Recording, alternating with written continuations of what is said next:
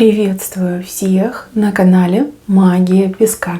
Мои дорогие зрители, меня зовут Ольга, и сегодня для вас я сделаю цыпочку на такую тему. Чье сердце вы разбили?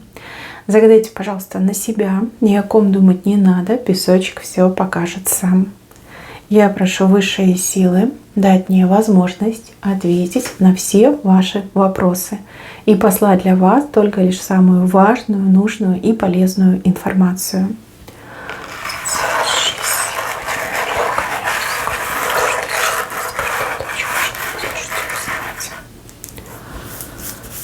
Так, здесь не один человек показан на самом деле. Возможно, вы не одному мужчине сердце разбили, но, возможно, у кого-то отыграется как один персонаж, у другой девушки другой персонаж. Сейчас я вам расскажу все, что я здесь вижу. Начнем мы с человека, который сейчас от вас территориально далеко находится. Прям, далеко. Может, он куда-то уехал, может, в принципе, живет далеко от вас. Человек, который сделал все для того, чтобы вы его бросили. То есть все, вот весь арсенал, что не нравится женщинам, да, что конкретно вам не нравится, он все это сделал. Он постоянно ошибался, он постоянно косячил, он как будто бы, знаете, смеялся вам в лицо. При этом обещал, что нет, я там больше никогда не буду, я не такой, я другой, это ты меня не понимаешь, ты свободы мне не даешь, там еще вас пытался обвинять.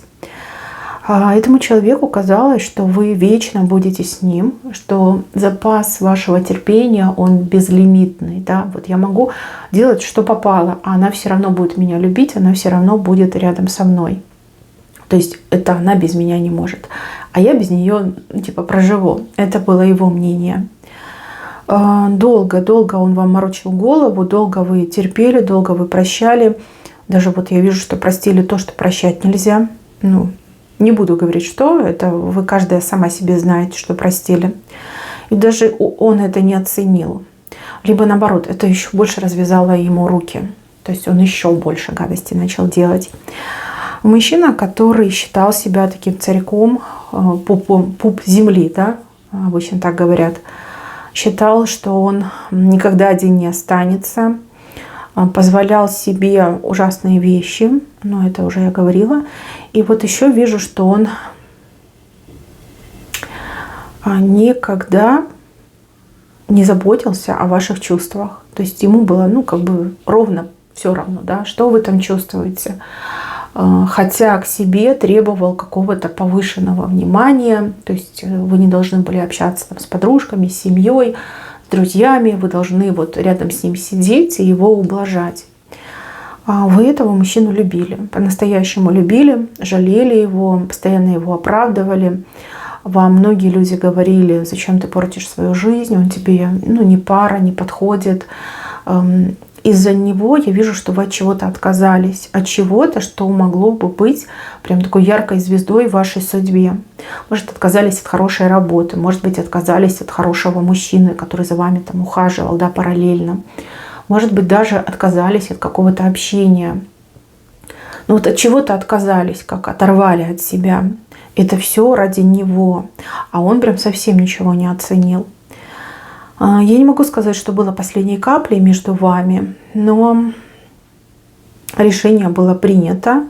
Может быть, и он сам опять начал выкобениваться, что я уйду, да я то, да я все. А вы просто не стали его держать. Просто сказали: уходи. Да, открыли ему двери: уходи.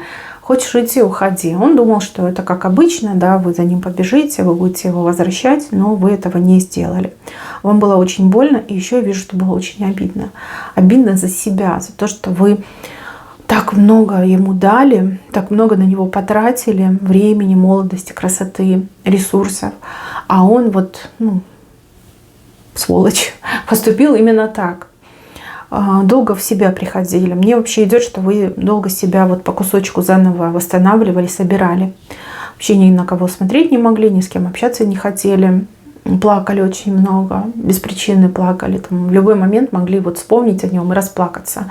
Но плакали вы не о нем, а плакали из-за него. То есть вам было себя жаль. Вот пришло это осознание, что этот мужчина просто испортил вам жизнь. Украл ваше лучшее время, украл ваши возможности и такой вот черной неблагодарностью вам заплатил. Смотрите, первое время, когда он оказался без вас, ему казалось, что вот она свобода, да, я теперь свободна, и вот что хочу, то и творю. Но очень быстро пришло отрезвление, потому что оказалось, что он никому не нужен. Вот таким, как он есть, он никому не нужен. Никто не готов его таким принимать, никто не готов терпеть его выходок, никому не интересны его там, какие-то события. Да? Он совсем по себе неинтересный человек оказался. Столкнулся, значит, этот ваш мужчина с жесткой реальностью, и тут его начало накрывать. Мало того, я еще вижу, что вы ему постоянно снитесь. Вот как вы расстались, вы начали ему сниться. Ну, буквально каждую ночь вы ему снитесь. И это как его кара, наверное, да. То есть ему каждый день высшие силы во сне вас показывают, как вот смотри, кого ты потерял. Ты мог бы быть самым счастливым, да, но ты потерял, потому что твоя самонадеянность, потому что твой необузданный характер, потому что ведешь себя как идиот. Да, вот вы ему снитесь. И этот мужчина, он тогда вот прям ощутил эту горечь во рту. И он честно надеялся и ждал, что вы придете его забирать, придете его возвращать. Ну, судя по всему, вы это делали раньше. Ну, как бы он ждал, время шло, а вы не приходили за ним. Он уже там мохом покрылся, пылью покрылся.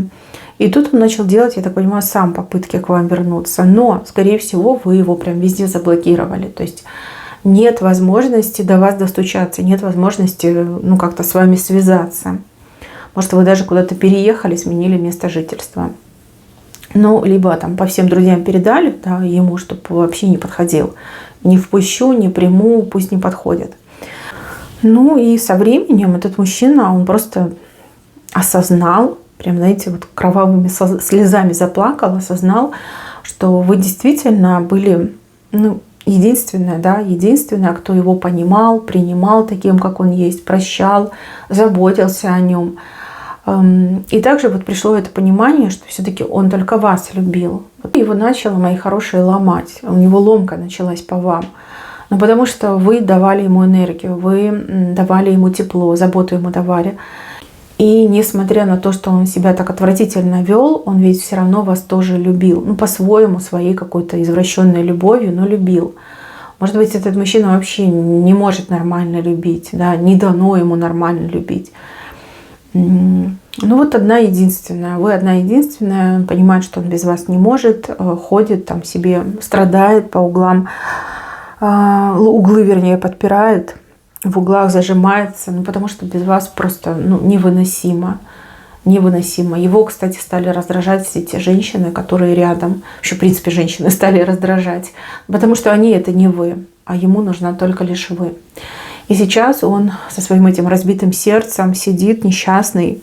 Мне еще идет, что у него со здоровьем что-то стало происходить. То ли на почве вот этих гулек, алкоголизма, то ли в принципе, да, вот как-то о себе не заботился, вы перестали о нем заботиться. То есть здоровье, может, у него какие-то хронические там болезни, не знаю, гастрит какой-нибудь. А вы ему там, значит, это диетическое питание обеспечивали, там тепленькое, горяченькое, правильная еда, там первое, второе компот, полноценное там 3-разовое, 4-разовое питание, а тут никто не заботится, он чем попало там питаться начал, и все, и здоровье как бы накрылось медным тазом. Мне идет, что он сейчас болеет. И вот сидит он такой, знаете, угрюмый, никому не нужный, и воет, как волк воет. Воет, но ничего уже изменить не может. Не может. И знаете, вот несмотря на то, что он как-то не очень хорошо к вам относился, всерьез, может быть, даже не воспринимал, но он знает силу вашего характера. Он знает, что вы уже назад его не примете.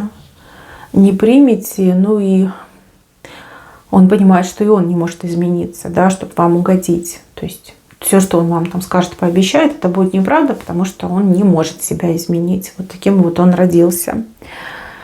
И еще я вижу, что этот мужчина будет делать какую-то отчаянную попытку, вот либо в этом году, либо в начале следующего, для того, чтобы вас вот вернуть. какая-то прям очень отчаянная попытка.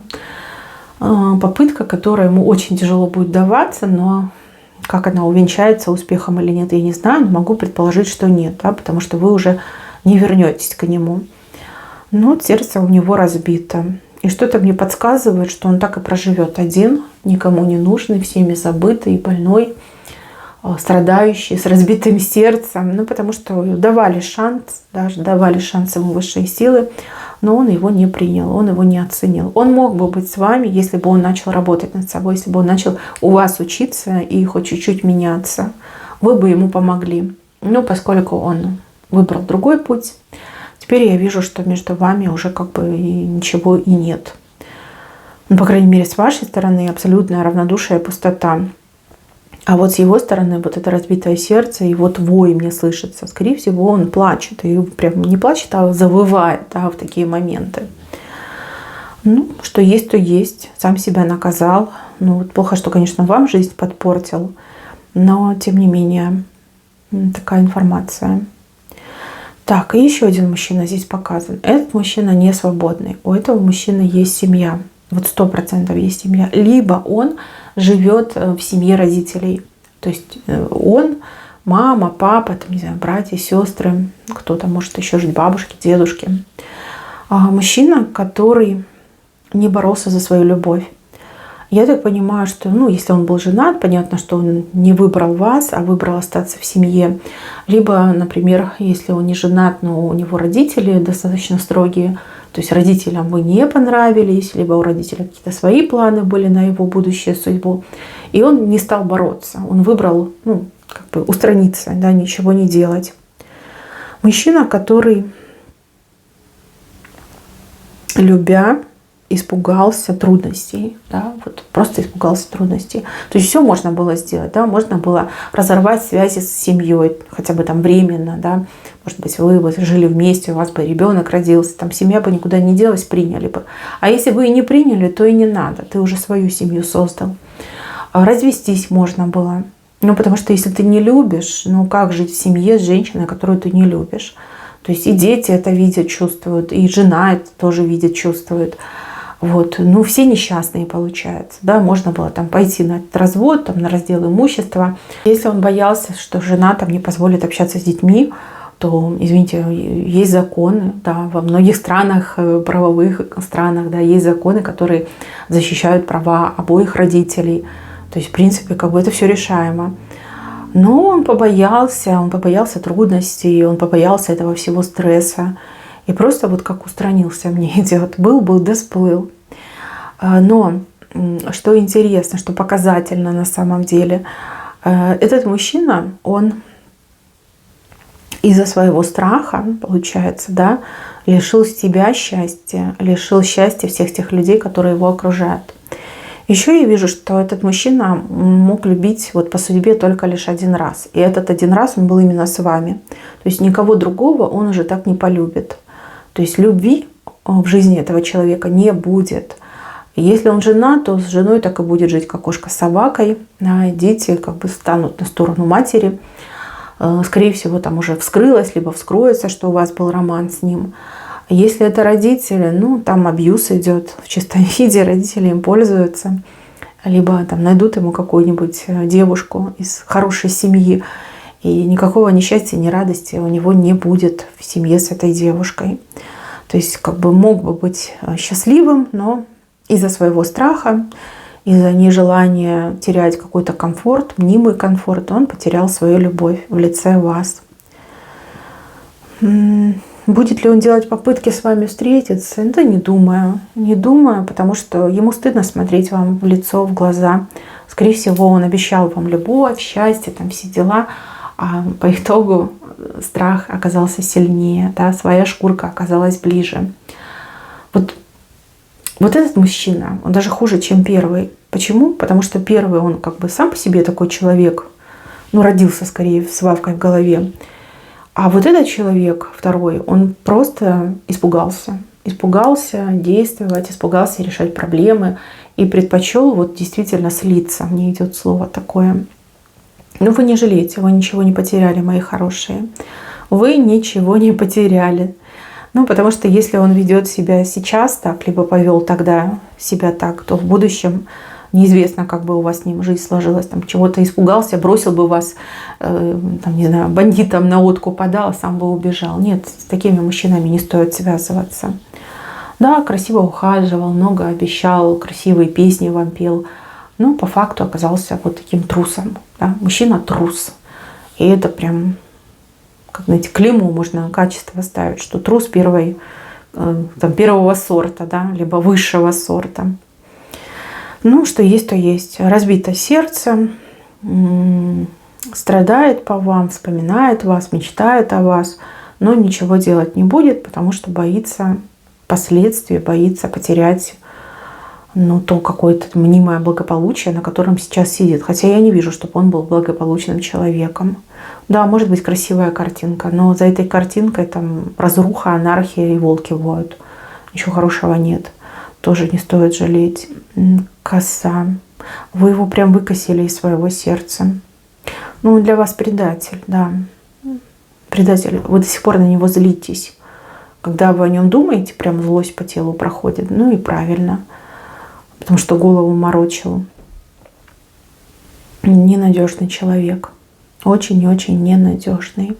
И если эти два персонажа были вдвоем в вашей жизни, я вам, конечно, очень соболезную. Скорее всего, вы проходили какие-то испытания, либо кармические какие-то отработки были у вас, да, с этими двумя персонажами. Если у кого-то один проигрался, а у другой проигрался. Такие мужчины, знаете, прям совсем не очень, очень не очень. Не знаю, как бы выродились мужчины, нормальных нет. Нормальных нет. Но с другой стороны, я вижу в вашем будущем иную картину. Я вижу, что вы чему-то будете очень сильно радоваться. Причем радоваться, вот в течение, не знаю, 30 дней, да, вот что-то произойдет, что станет для вас большой радостью. И еще я вижу у вас несколько знакомств. Только я не могу понять, это знакомство любовного характера, либо делового характера. Но эти знакомства тоже будут для вас какими-то прям необычными, да, вот с какими-то необычными хорошими людьми будете знакомиться. Если здесь у вас, прям негативщики были, да, то в будущем у вас хорошие люди идут, знакомые. Ну и какое-то очень радостное событие вам по судьбе в течение 30 дней произойдет. Вы, мои хорошие, не отчаивайтесь. Из-за вот этих мужиков вы стали лишь только лучше, сильнее стали. Теперь вы знаете, кто вы такая, чего вы стоите, на что вы согласны, чего не допустите. Конечно, это были болезненные уроки, но эти уроки были максимально полезными. И еще не бойтесь делиться своим опытом, не бойтесь рассказывать о том, что вы пережили. Рассказывать, не знаю, подругам, рассказывать детям, дочкам, может, сестрам рассказывать, да, потому что ваши уроки могут предупредить и предотвратить у других такие неприятности. То есть вы же уже можете оценить человека, да, вот по признакам, косвенным, прямым признакам. Вот кто человек? Нарцисс, абьюзер, либо просто дурак. Вы же можете, учите других, делите свои истории, учите других, и поверьте, вам это еще вернется, добром вернется, да, потому что вы других предупредите. Может быть, вы стесняетесь того, что с вами произошло, но таких вещей стесняться не надо. Это опыт. Опыт горький, но опыт. Опыт, который может спасти и другие судьбы и жизни. Опять же, вы теперь как эксперт, вы разбираетесь в мужиках, вы можете даже на этом хорошо заработать, да, помогая другим. Мои хорошие, на этом все. Берегите себя. Всем спасибо за внимание. Всем пока-пока.